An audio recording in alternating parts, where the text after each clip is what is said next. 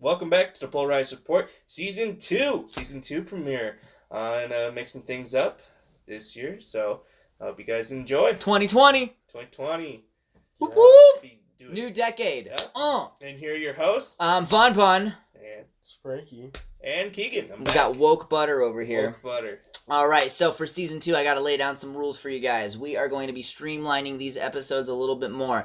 I'm not saying they're going to be necessarily shorter, because now we're going to have some of our other hosts, like Casey and Connor, and we got a few other guest hosts that are going to be coming on. So when they come on, we're going to have to kind of catch them up, and we're going to have to talk more about some of the movies we've already discussed. So the episodes might not be any shorter, but they also might be less frequent. We're only going to really talk about the movies when we got a good chunk to talk about. We're not going to come on the podcast if there's like only one movie that two of us saw or something like that. We're going to kind of keep it streamlined, and we're going to keep the voting streamlined as well. So if a movie does not make it in the top 13, it's fucking scratched for the rest of the year. Like, done. Bam, no honorable boom. mentions. No honorable mentions unless it is dead to us. Unless someone new comes on and discusses it and brings it up, then we can add it in the conversation. But we're really going to streamline the process here heavily, and we're going to have some pretty cool guests. We got some people that really watch a bunch of indie movies and hate all of our top 13 from last year. That's going to be a fun conversation. I'm hella excited for that. Frankie even knows who I'm talking about, which is going to be super fun.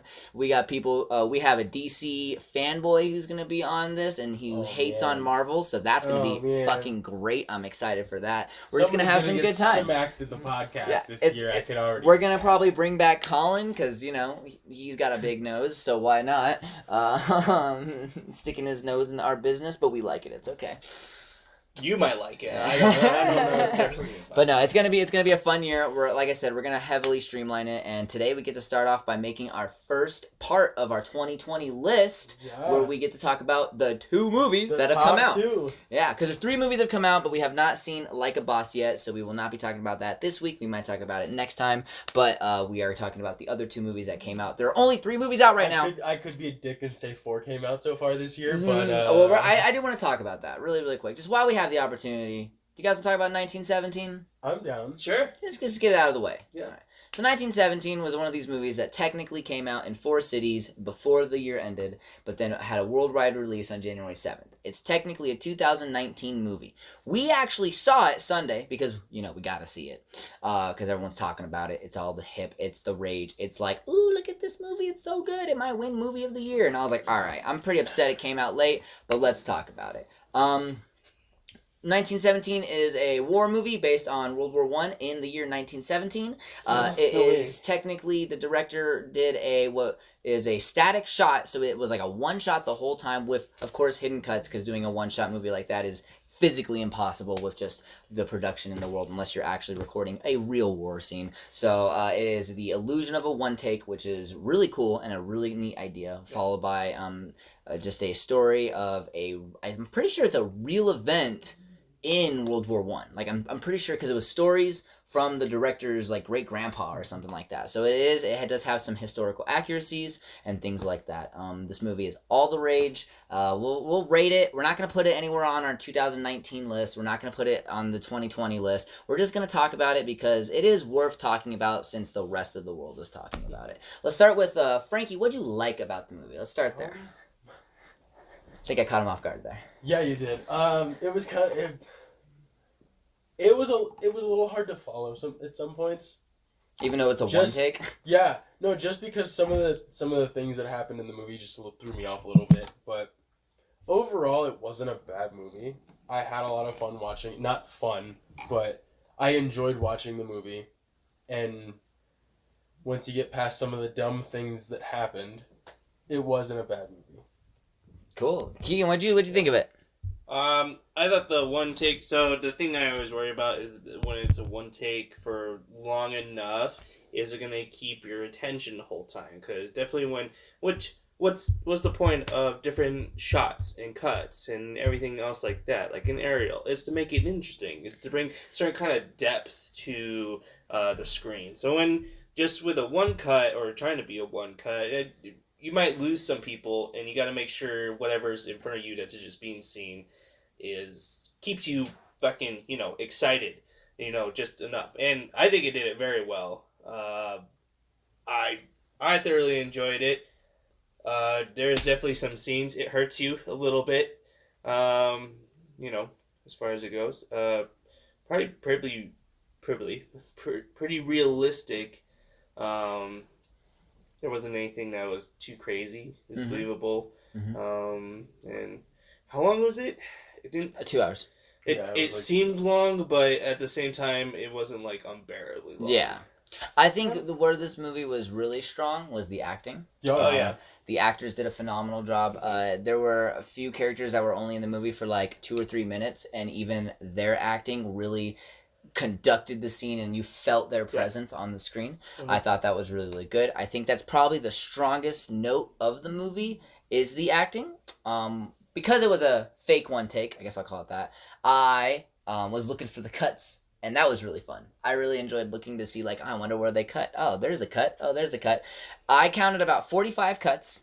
However, only like 6 or 7 were truly noticeable. Like, they did a really good job at hiding some of those cuts. The only reason you can tell is because you can tell when like an actor became like a cadaver and things like that. Like, you can tell whether there were certain cuts just because they had to. But overall, like, there were some pretty clean cuts in this movie, and I thought that was really well done. Like, I was impressed, except the one pan shot around the rock. That one was kind of bad because he was swimming in one spot, and then he pans around the rock, and he's not even in the same spot anymore. And I was like, ooh, okay, that one was a little rough. But besides that one, it was pretty well done. So I thought the directing hit a pretty strong note there. You know who I didn't know was in this movie until I saw him in this movie? Who? Benedict Cumberbatch. Oh, yeah. Benicio del Cumberbundle was in this movie. Yep. Benny Cummies. So, I will never say his name right. I'm sorry. But yeah, no, he was in this movie. Yeah, I didn't even know until like I saw him in the movie that he was in the movie. Yeah, it was neat. He didn't even really look like Benicio del Boobity Boobs. So, no. Cool. But that's that movie. Now, hypothetically, what do we rate it? We still rate movies on a scale of 1 to 4. 1 being bad, 2 being okay, 3 being good, and 4 being great.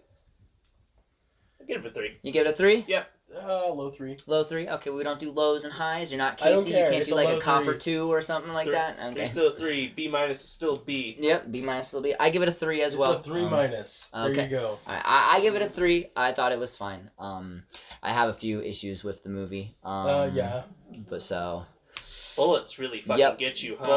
Bullets get me. Yeah. And don't you love it when you trip and fall and die? Yep. Some of the. I still think that's realistic. I agree with that one. I still agree with that one, but I think man clearly tripped over his feet and just died. You are so high strung. You are running into battle. You get hit by anything that might knock you over. You think you're dead. That's true. Yeah, I do agree with Keegan on this. There are just World War I stories of people waking up in no man's land, like.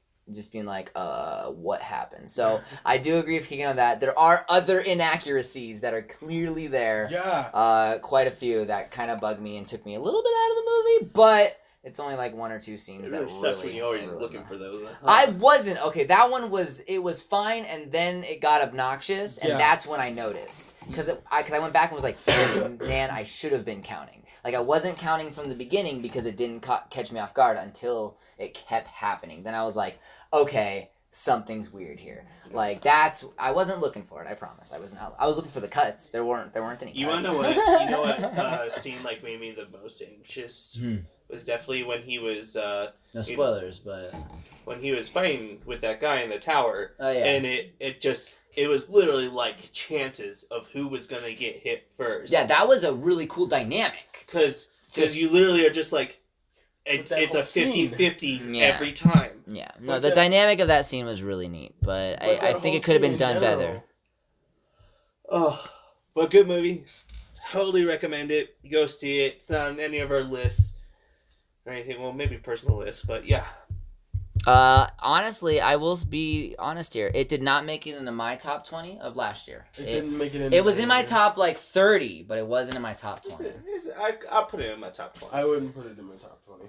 Okay. I'll put it in my top 20. Do you think it would have made the list? No. No? Okay. Maybe. I don't think so. I don't know. I'd have to look at lists and think of again. So. Yeah. Fair enough. All right, cool. So we're gonna continue on. That's our only conversation we're gonna have about 1917. That is it. Connor said his piece on the season finale of last season, which was good. He had very good thoughts about it and really likes the movie. And I will be honest that what Connor did like about the movie, I completely see where he's coming from. It's a Connor kind of movie, so we definitely respect his opinion on that. But we are done talking about this movie. Thank you, Hollywood, for releasing it at a shitty time. On to 2020. Boom, breaking the mold. Let's talk about 2020. All right, we're going to talk about 2 movies that have come out. 2 out of 3 of the ones that we have seen so far. First one we're going to talk about is The Grudge. I don't know if the audio picked that up, but I'm curious. Oh my god. I get you. Oh my gosh. That's exactly what happened in the That's movie. exactly what happened. So this was a remake, of course, the original The Grudge. And it's about a Japanese curse that follows people to America and starts killing people. Like, oh, no way. That's like every horror movie. I thought it was odd it came out in January. That was kind of a weird time to come out with this movie, I guess. Like, hey, start the new year with some scares. It just got pushed so far out of the way. Like 3 months? It just got pushed 3 months? Yeah. Maybe. I'm just like, okay. Yeah, maybe. I don't know. Maybe it's good timing because it stands alone on its own, and people I think are gonna recognize that later throughout the year. Unfortunately, instead of getting bombarded by 4 or 5. I don't know. Movies. Unfortunately, the second movie we're gonna talk about was also a suspense horror movie. I don't came really out like consider it a suspense horror movie. All right, yeah, no worries. Oh, it's suspenseful, but definitely not horror. No, yeah, it's not horror. So what'd you think of this, Keegan? You saw it. I thought it was great. I think it was my rating on how good a horror movie is like, is there a good story? Like, am I involved in these characters? Is this just a slasher fucking teen film or something like that? It's like, I don't care. You're gonna die. Ooh, whatever. But it made me feel for the characters, and the jump scares, they fucking got me good. They got me good. You were sitting next to me. I was laughing so hard. I jump so bad during horror movies. Okay, there was this one scene in the movie. It's not gonna spoil the movie, but maybe not even in horror movies. Like he jumped in Abominable last year. Like got me. Got me. There's a scene in this movie. I'm gonna set the scene of the theater first. This one chick who I'm not insulting body types or anything, but she was a little heavy-footed, and she was coming down them stairs like ba-doom, ba-doom, ba-doom, ba-doom, and like left the theater. And I was like, all right, whatever. She's kind of loud. And then she came back in, like 2-3 minutes later after she probably went to the bathroom or something. Ba-doom, ba-doom, ba-doom. But this time when she came back in, Keegan jumped about it. He was like, oh my gosh, it's just a person over there. And then the movie had a scene where someone was walking upstairs, like in the upstairs area, and you hear ba-doom, ba-doom. But since it was a theater, you only heard it on the right side. So Keegan jumped again, looked to the right, and went, who's walking again? And then went, oh, that was the movie. Like, it was the funniest thing ever. You were like, why? It got me.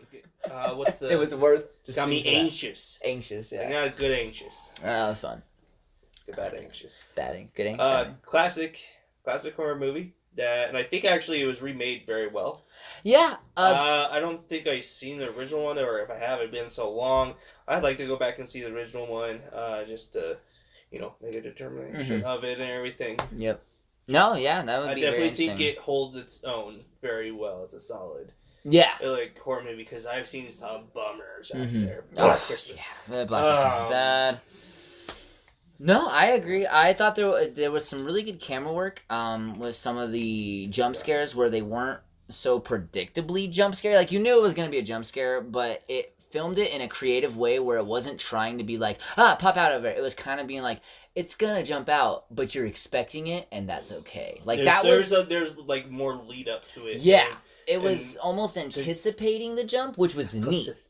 Yeah, it was good suspense. It wasn't like cheap suspense like The Nun, where it like just randomly would be like, oh, hey, random jump scare for no plot reason. All the jump scares in this movie made sense and were built up. That was really neat. Yeah, La Llorona's was like the most predictable jump scares, and not even in a good way.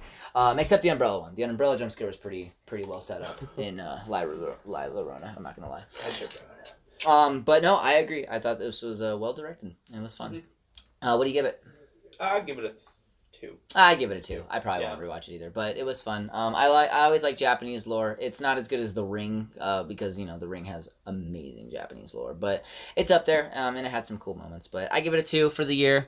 I'm gonna try to be a little less stingy with my 2s and 4s this year, and kind of be like, if this movie was great, I'm gonna give it a 4. If this movie was, I wouldn't watch it again, I'm gonna give it a 2. I'm gonna be a little more strict on my ratings this year. So Right.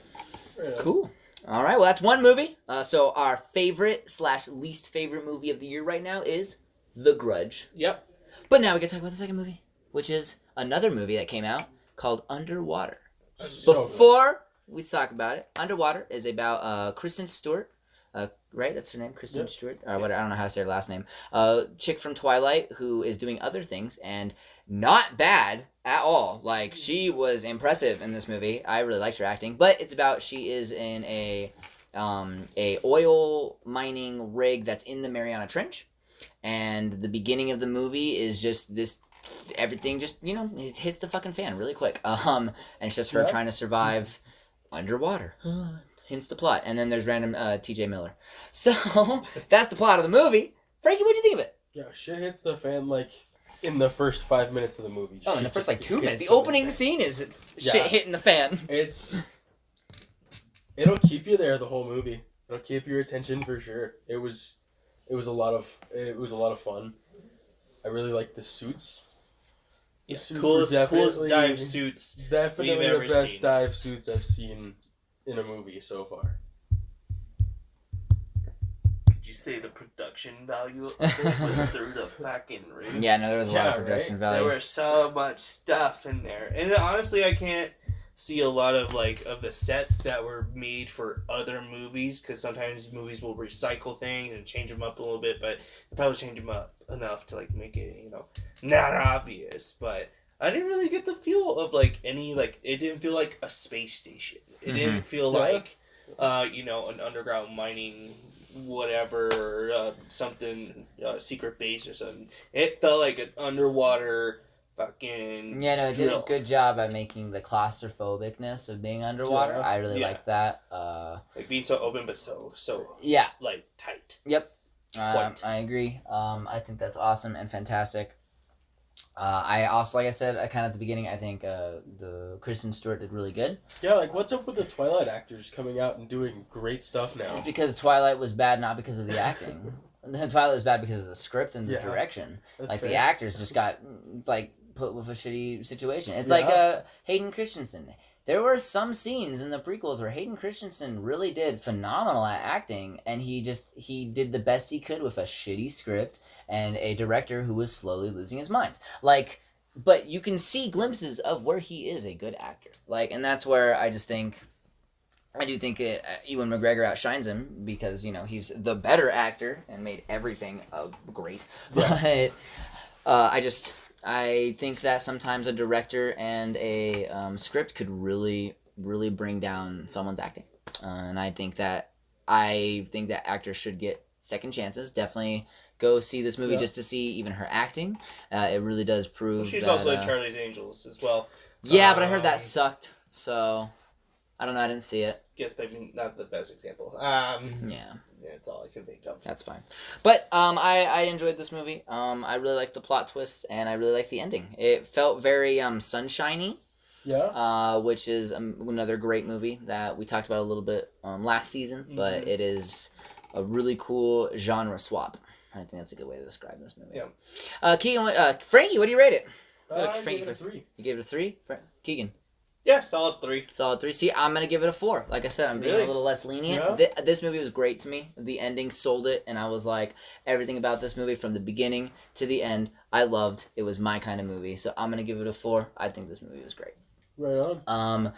That being said, Keegan and I have to discuss whether we like it more or less than The Grudge. More, yeah. It's an easy pick. So we're going to put Underwater right above. It just felt like so much more movie than Grudge. I agree. I don't know, it's just So because we have a top 2 for the year. We have top 2 for the years, ladies and gentlemen. Top 2 of the year. Number 1, favorite movie of 2020 as of right now is Underwater. Number 2, favorite movie of 2020 is The Grudge. Since we've only seen 2 movies, you could also be like, our least favorite movie of the year is The Grudge, and our second least favorite movie of the year is underwater. So Yeah. glass half full, glass half empty. Never Right, that's all it is. Or no glass. We are still going to do a few spoilers about some of the movies. So now that we've rated the movies, which we're going to do first, we're rating the movies. We put them in our spots. Now we're going to do a little bit of some spoilers, and then we're going to end it. Spoilies. Yep, the first few episodes are going to be really short because we just got to get to 20 movies of the year first, and that's physically impossible right now. So there's only 3 out.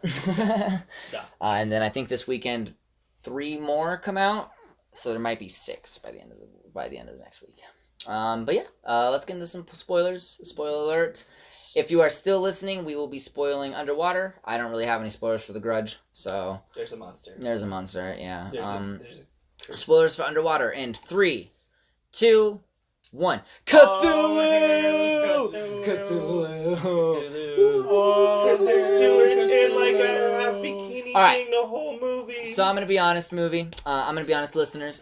This movie, when I went into it, I was not expecting Cthulhu. Yeah, no, that was a fucking great. plot twist, Cthulhu's and I debut. loved every moment of it. Because when you start to hear some noises, you're like, "Oh shit, what's that noise?" And then you see some humanoid things, you're like, "Oh shit, are they aliens?" Or you're like, "Oh man, are they merman?" Like you don't know what's going on, and then like Cthulhu raises from the depths, and you're like, I want "What?" to see where this goes. I'm There has to be so more. Cthulhu came It's in with big Cthulhu. tentacle energy. big fucking tentacle energy. Oh my gosh, it was so sick. And now that we're in spoilers, I gotta say that opening scene was sick. Yeah. Just she's brushing her teeth. You know, it's actually in the trailer. I think it's funny how it's in the trailer, but she's brushing her teeth and she hears a water drop and she's like, "Oh no, well, that shouldn't be leaking. That's not good." Walks in the hallway and she looks up and the water drop hits her finger and she looks at it, and then a second one in slow motion hits her finger beautifully.